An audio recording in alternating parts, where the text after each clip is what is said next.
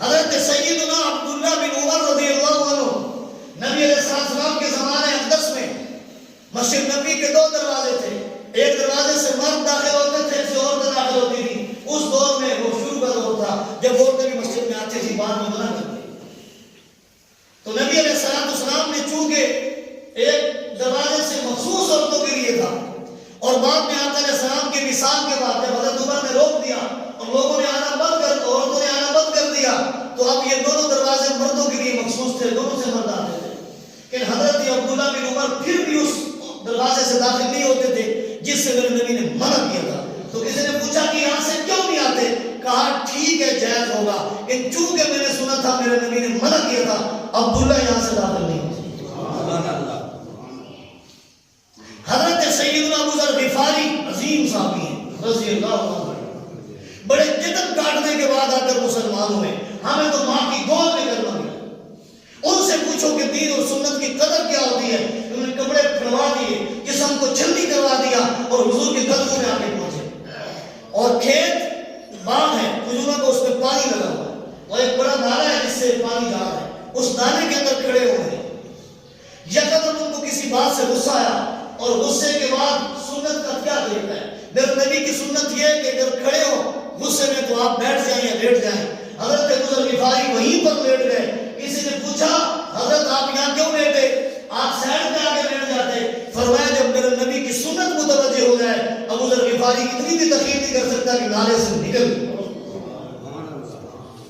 اور حضرت ایک صحابی رسول جب ایران کے بادشاہ کے دربار میں گئے اور وہاں پر جب سفیر بن کے گئے اور کھانا دسترخوان پہ لگا اور کھا رہے تھے، ایک لقمہ جب ہاتھوں سے نیچے گرا، حضور کی سنت یہ ہے کہ اگر منہ سے لقمہ گرے تو نہیں اٹھا کے کھانا، ہاتھ سے گرا ہوا اٹھا کے صاف کر کے کھانا ہے. جب اس صحابی نے اٹھا کے کھانے لگے، ساتھ والے نے کوئی مار کے کہا آپ کو پتہ نہیں ہے یہ کسرا کے بادشاہ کا دربار ہے، یہاں پر گرے ہوئے لقمے اٹھا کے نہیں کھایا. حضرت عبداللہ بن عمر اس صحابی نے ایسا جواب دیا آج ہمارے لیے مشرف ہے، کاش کہ یہ غیرت ہم نے دیا.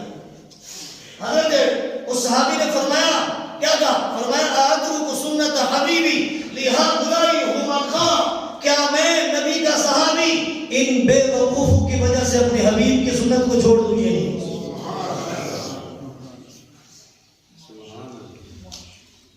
بات تو سمجھ آ گئی؟ تو یہ حدیث پھر سے سن لیجیے. من نقل طیبا، جس نے پاکیزہ حلال روزی کھائی، وعمل فی سنہ، اور سنت کے مطابق عمل کیا، وعمل الناس بوائقہ، جس کے ہاتھ سے جس کی زبان کے شر سے لوگ محفوظ رہے، دخل الجنہ، بغیر حساب و کتاب کے جنت میں داخل ہو. اور حضور نے فرمایا ایسے لوگ قیامت تک رہیں گے، ایسے لوگ قیامت تک رہیں گے. اور ایک حدیث اور سنیں، دل تھام کے بیٹھے سننے سے توجہ ہے. سبحان اللہ. مشکات المصابیح کی یہ بھی روایت ہے، نبی علیہ السلام نے فرمایا ما احدث قوم بدعۃ الا رفع مثلها. نبی علیہ السلام نے فرمایا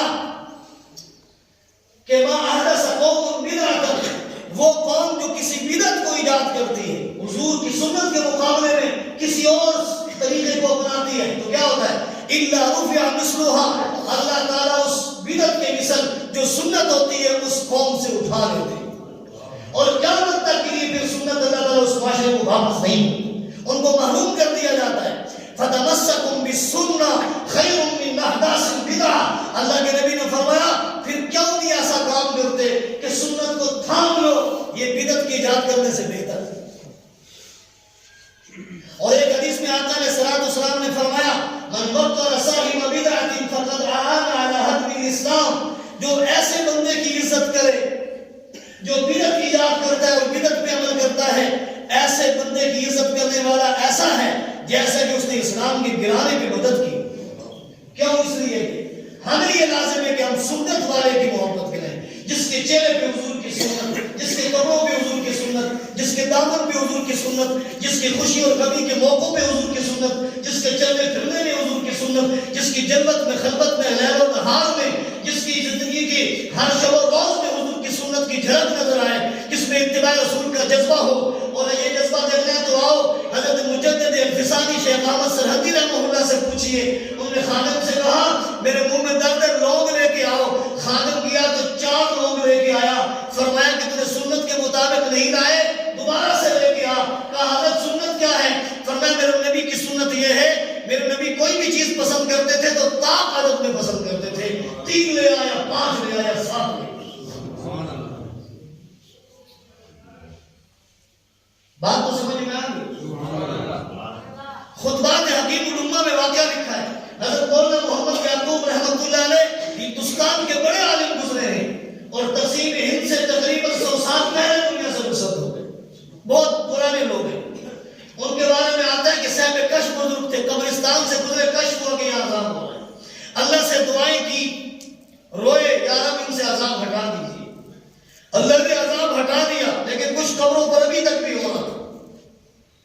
یا رسول اللہ، یا اللہ یہ عذاب کیوں نہیں ہٹتا ان چند قبروں سے؟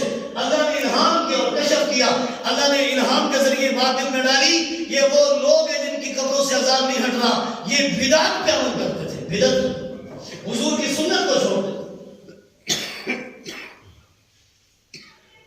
آج سے یہ نیت کرنی پڑے گی اور لازمی کرنی پڑے گی، ہمارے ہر عمل میں، ہر کردار میں، ہر قول میں، ہر فعل میں، حتیٰ کہ خوشی میں اور غمی میں، جلوت اور خلوت میں، لیل میں، نہار میں، زندگی کے ہر شعبے میں، ہر حصے میں، ہر اٹھ بیٹھ میں، ہر عمل میں اور ہر معاملے میں ہمیں اپنے نبی کی سنت کو پیش نظر رکھنا ہوگا۔ رکھیں گے یا نہیں؟ پھر دیکھیے گا چہرے پہ نور کیسے آتا ہے، دل میں سکون کیسے آتا ہے، زندگی میں قرار کیسے آتا ہے، خوشبوئیں کیسی مہکتی ہیں۔ پھر آپ کا جنازہ اٹھے گا تو وہ عاشق کا جنازہ، پھر آپ کی قبروں کی مٹی اللہ خوشبو بنا دے گا۔ اچھی طرح بات سمجھ میں چلیے، اس لیے آقا علیہ السلام نے فرمایا کہ سنت پہ پکے ہو جاؤ۔ اللہ تعالیٰ ہم سب کو سنت پہ عمل کرنے کی توفیق عطا فرمائے۔ مسواک سنت ہے، اپنی جیب میں رکھو، مسواک سنت ہے، جیب میں رکھو۔ کنگھی کیسے کرنی ہے، حضور کا طریقہ پڑھو، علماء سے پوچھو۔ کپڑے کیسے پہننے ہیں، کس طریقے سے پہننے ہیں، ہر ایک چیز کا طریقہ شریعت میں